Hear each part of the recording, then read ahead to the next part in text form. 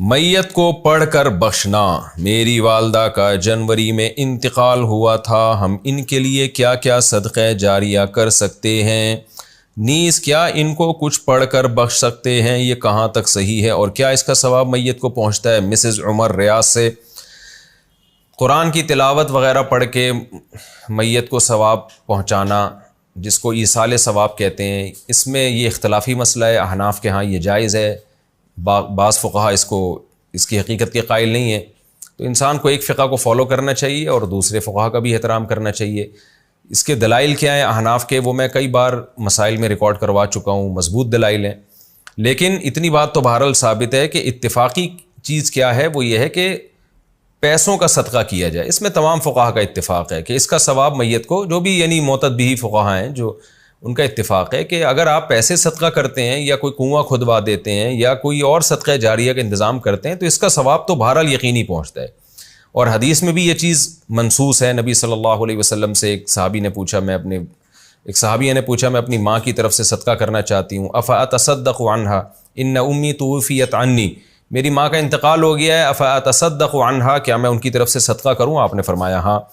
تو اس لیے زیادہ فوکس جس چیز کو کرنا چاہیے وہ ہے پیسے صدقہ کریں اپنی والدہ کے لیے، اور کوئی مدرسہ بنا دیں، مسجد بنا دیں، یا مسجد میں تعاون کر دیں، یا مدرسے میں تعاون کر دیں، یا یتیم خانے میں تعاون کر دیں۔ اس طرح سے کوئی بھی صدقہ جاریہ ہو، یا ویسے ہی کوئی صدقہ کسی غریب کی مدد، اور دل میں نیت کر لیں کہ اس کا ثواب میری والدہ کو پہنچے، تو یہ انشاءاللہ آپ کی والدہ کو ثواب پہنچے گا۔ میں بھی دل سے دعا کرتا ہوں اللہ تعالیٰ آپ کی والدہ کی مغفرت فرمائے اور ان کے درجات کو بلند کرے۔ قرآن بخشنے کا طریقہ کیا ہے؟ قرآن مجید بخشنے کا صحیح طریقہ کیا ہے؟ کہتے ہیں کہ پہلے الحمد شریف پڑھے گا، پھر حمد و ثنا کرے گا، پھر تینوں قل پڑھے، پھر اس کے یہ کہے کہ اس کا ثواب ہمارے نبی صلی اللہ علیہ وسلم کو، اور اس کے بعد حضرت آدم سے لے کر قیامت تک آنے والے تمام انسانوں کو پہنچائے، پھر آخر میں جس کے لیے قرآن پڑھا گیا اس کا نام لے کر بخش دے۔ کیا یہ طریقہ صحیح؟ آفرین انڈیا سے۔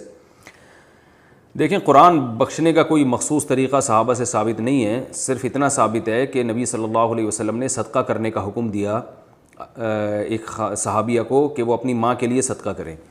تو اس سے علماء نے استدلال کیا کہ صدقہ بھی ایک نیکی ہے، تو کوئی بھی نیکی کسی کے لیے بھی کی جا سکتی ہے۔ تو بہتر تو یہی ہے کہ جس چیز کا حدیث میں صراحتاً ذکر ہے اسی کو فالو کریں، یعنی صدقات و خیرات کیا کریں میت کے لیے۔ لیکن کوئی قرآن یا کوئی اور نیکی پڑھ کے بھی اگر ایصال ثواب کرنا چاہتے ہیں تو بھی ٹھیک ہے، اس کا کوئی خاص طریقہ نہیں ہے، بس دل میں نیت کر لیں کہ اللہ اس کا ثواب فلاں کو پہنچے۔ باقی یہ جو کہا جاتا ہے پہلے الحمد شریف پھر فلاں، پھر یہ، اس کا کوئی ثبوت نہیں ہے۔